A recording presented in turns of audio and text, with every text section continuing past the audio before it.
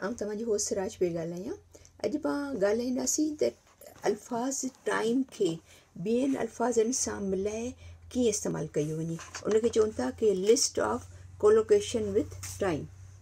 List of collocation with time. त जीअं मिसाल जे तौर ते जीअं पाण चऊं कि स्पेंड टाइम, इंग्लिश में चवनि था कि स्पेंड टाइम यानी टाइम गुज़ारणो। त पाण टाइम कीअं गुज़ारियो, किथे गुज़ारियो, कॾहिं गुज़ारियो। त पाण चवंदासीं कि पाण जुमिलो ठाहियो, I spend time in USA। मूं जीअं मिसाल जे तौर ते आउं चवां त मूं जेको गुज़िरियल साल कुझु टाइम गुज़ारियो अमेरिका में। Spend time.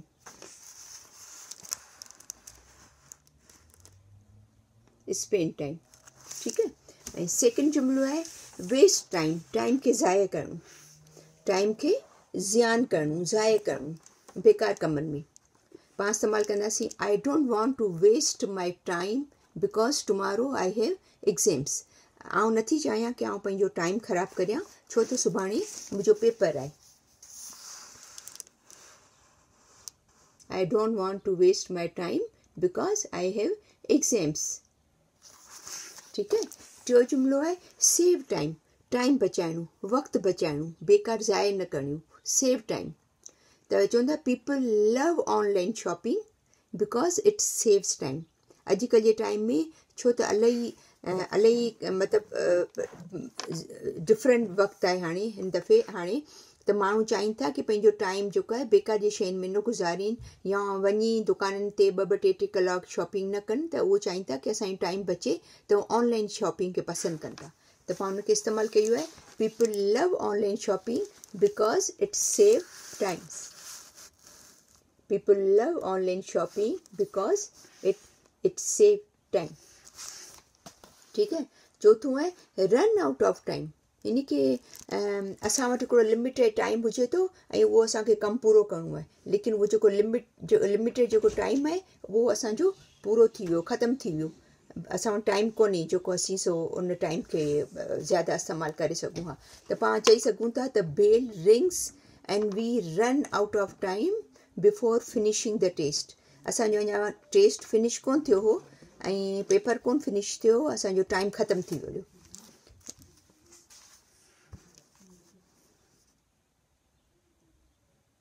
ठीकु आहे। ऐं ॿियो आहे किल टाइम। हालांकि किल जो मतिलबु आहे कि मारणु, लेकिन हिते किल टाइम जो मतिलबु आहे टाइम पास करणु।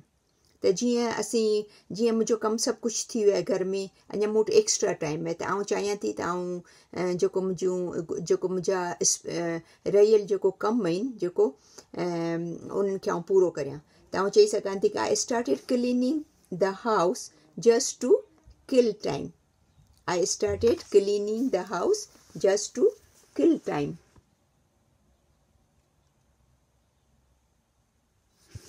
ठीकु आहे। पंजो नंबर आहे टेक योर टाइम।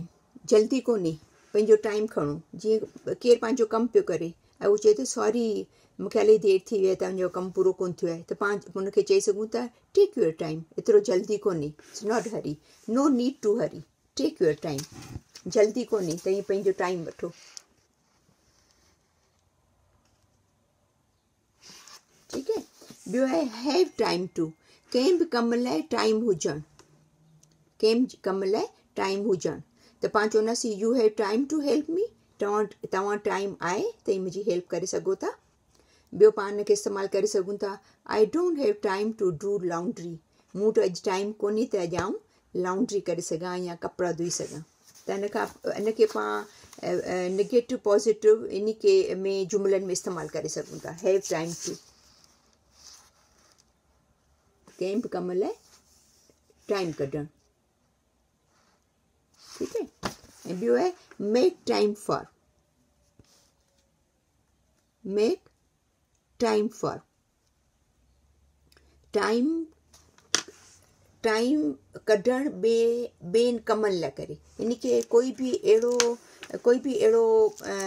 मतिलबु पंहिंजो ॾींहुं आहे कि पाण वटि हेतिरा कलाक आहिनि ऐं पाण खे 4 कम करणा आहिनि ज़रूरी अॼु जे टाइम में।